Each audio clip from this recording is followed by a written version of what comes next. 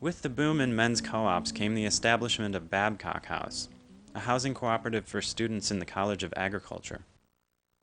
A former UW professor and world-famous biochemist Dr. Stephen M. Babcock died in 1931 and left his house at 432 North Lake to the UW Board of Regents. Keeping with the then well-established agricultural tradition of cooperation, the house was initiated as a housing cooperative.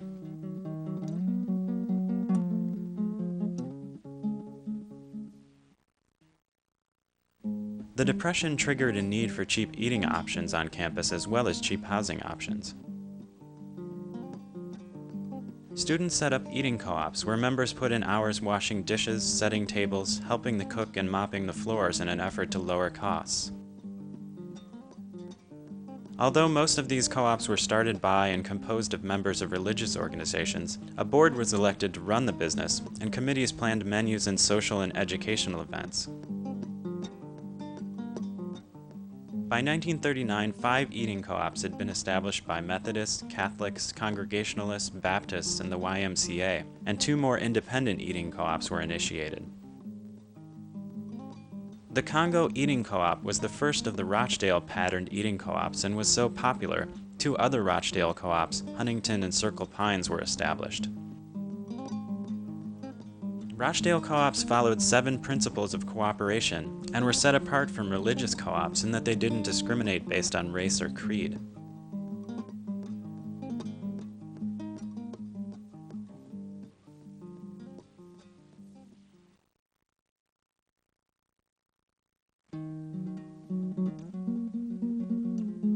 It was around this time that the Rochdale movement was invading Madison on a much larger scale.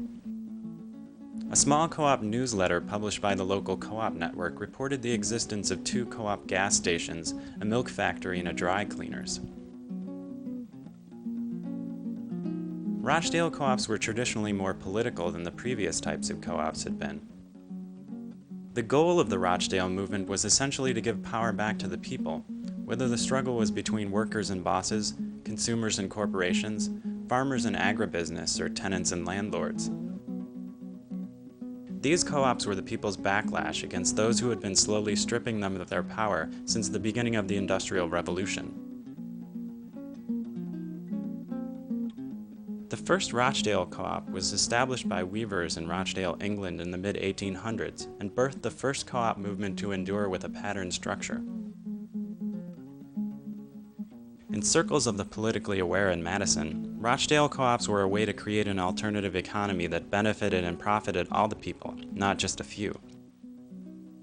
These co-ops were attractive to the poorer groups in Madison as well, though, because they were simply cheaper than for-profit businesses. Harold Groves, an economics professor at the UW, pushed for an alternative cooperative economy and was instrumental in setting up many of Madison's Rochdale co-ops. I was president of a milk cooperative here during the 30s that distributed retail milk. And I had been advisor, I guess, to everything on the campus that ever had a co-op name.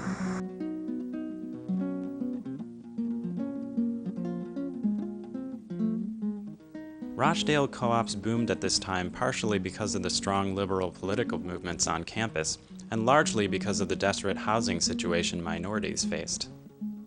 Although minority students were being allowed into the university, they were discriminated against almost everywhere they went for housing, from fraternities and sororities to university-sponsored housing.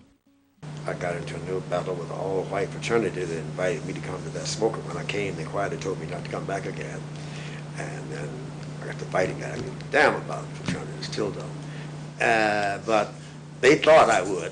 And they admitted that the reason I was invited is I had the name Barbie, but if any person's name was like Berg, they were never invited to come back.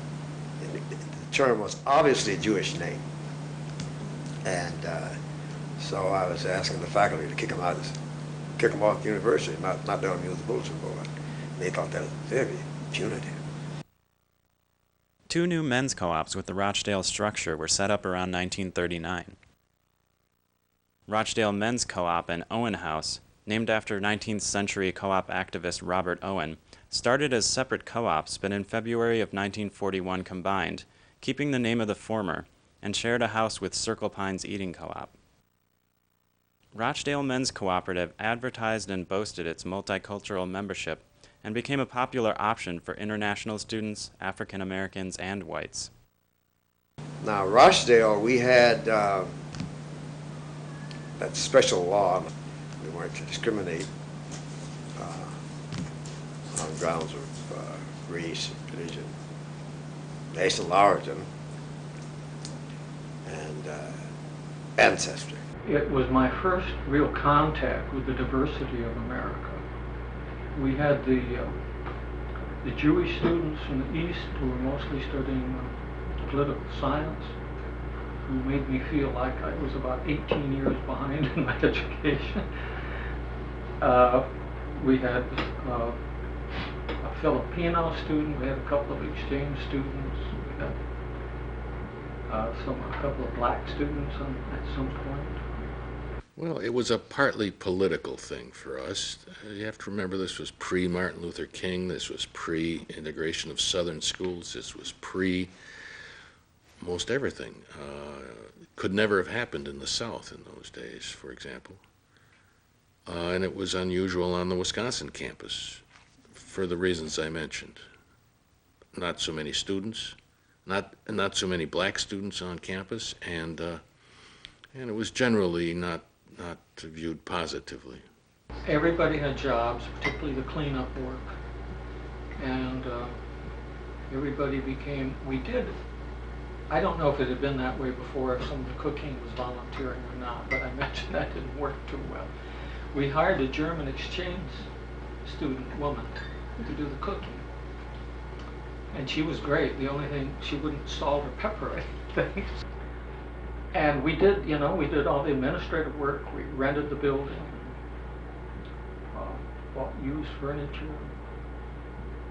So somebody kept books as their job. We presumably met about about twice a month. I'm a little foggy on that, but we did business there, and rather serious business. We determined the rent. We had elections. We discussed the problems, and there were a lot of problems when we first moved in. There were problems of upkeep, of assigning work jobs, as we called them. With a membership that large, most people came. It was a little surprising. Of course, we demanded that, and that was a condition of membership that you participated in the governance. We did distinguish a board. And that was the officers. We had the usual officers: a president, a secretary, a treasurer, and the work chairman.